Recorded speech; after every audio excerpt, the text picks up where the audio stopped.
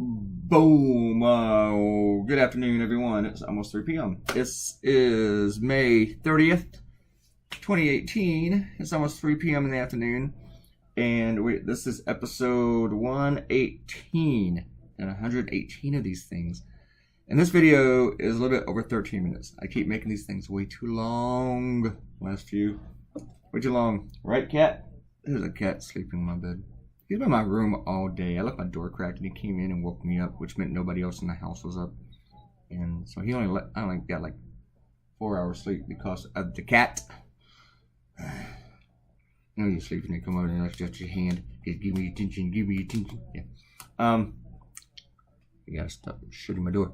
Today I'm tackling Roseanne. Not literally. Not that strong. I'm also right now waiting on a phone call for my book publisher in New Orleans to call me back. No, it's not a big deal. I don't have a new book. It's my book from 1997 that's way outdated. And ordering a case of these things, so because before they destroy them, and because they're out of print. And some places are selling this book for like $180, which I'm sure nobody is buying, but because it's just so rare to find. So anyway, I'm going to start selling these things. And I'm waiting for them to call me back so I can order them. We've communicated through email back and forth. I know how much it is, know how much I'm getting, and they're just waiting for payment, and they just got to call me back. So, the reason I'm telling you that is that they will probably call me back while I am recording, because that's what fuckers do. Anyway, yeah, taking on Roseanne and her racist tweet. It's just really. I told somebody that it's funny that she tweeted that. Her tweet's not funny. It's just funny the circumstance. It's like ABC. You associate with a Trump supporter. At some point, expect a racist tweet, you know? And she had been tweeting all sorts of crazy, stupid crap, just like Trump, for a while. She's been doing all these conspiracy theories and a bunch of other junk. She tweeted about the Pizzagate stuff. She tweeted at Hillary Clinton about how she was married to one of those Soros nephews or grandkids or some stuff, which she's not. I changed the text in this, I think, 2 more times. It just was not sitting right with me. I changed it about 12 times before I even lettered it, because I typed it in my email thing where I make notes to myself. You know, notes to Clay from Clay. Yeah, I just kept changing that. And then it occurred to me I should also do President Roseanne with you'll see, with like her logo. And then she tweeted, and at first she tweeted about Valerie Jarrett. Valerie Jarrett was born in Iran, and this has really confused Republicans and conservatives and Trump voters. Valerie Jarrett retweeted, look, I didn't have enough room for the E, so I went back to make the rest of it smaller. She tweeted about Valerie Jarrett is like what happens when the Muslim Brotherhood and Planet of the Apes has a baby. Yeah, so that's funny. I mean, the comment's not funny. The fact that she did it is funny. I didn't like my caricature of Roseanne. I had to try to work on it. To me, it's funny, like, say, if you go up to a bunch of black dudes, or a racist walks up, not you, because you're nice people, and you call them N-word. That's not funny. But the impending ass kicking is hilarious. So that's why what I find funny about the whole Roseanne thing, I find it funny for ABC. So I was like, oh, you know, of course it's successful, her show, because, you know, hell, Trump won the presidency and he used the same strategy. But his TV show was canceled too when you think about it. Pageants dropped him, Univision dropped him because of his racist stuff. You know, so he lost connections too because of just being a racist troglodyte. Won the presidency, and then he whines about all the other stuff. Roseanne then her first response to this was like, "How is this racist? Muslim's not a race." Just totally missed the whole monkey thing. Just duh. So her racism is so bad that she can't really differentiate between her racist comments and her non-racist comments. She should just assume everything that comes out of her mouth is racist. Then she apologized and said she was deleting her Twitter account, and then yet somehow she was still able to tweet without a Twitter account. And she blamed Ambien. And I made the joke on Ambien that in my blog that Ambien is going to need a new warning label that may cause late night racist tweeting. But then Ambien issued a statement saying, hey, racism is not a known side effect of a drug.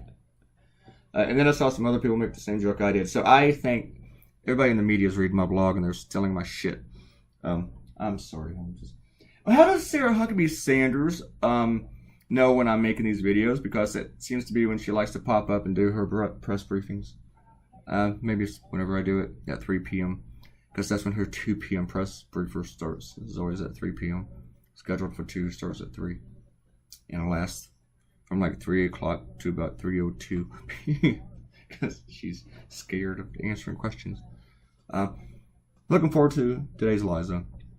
But I saw a bunch of people going after ABC and attacking them for getting rid of Roseanne's show. And Roseanne's show was a hit. It was making money. It wasn't just like, it was like, okay, this is an easy decision. Nobody watches. No, everybody was watching. Well, not everybody. I mean, very, very conservative people and Midwest people. I saw this thing that her big premiere, they got 18 million viewers. It was not like a huge giant hit in places like New York City, LA, Houston, Chicago, you know, like the biggest cities in the country. But it was throughout the rest of the country, like the smaller markets. Usually you want to get those really huge markets, but they actually were able to get a very successful TV show without capturing the largest markets in the country, which is unusual. So, I mean, and I didn't have a problem with Roseanne having her show. I already did a cartoon on it when it first came out. I knew it wouldn't last long. Either people would get bored of it and just stop watching it, or she would do what she did, which is like tweet something else racist. Like, I'm changing it again. Alright, I'm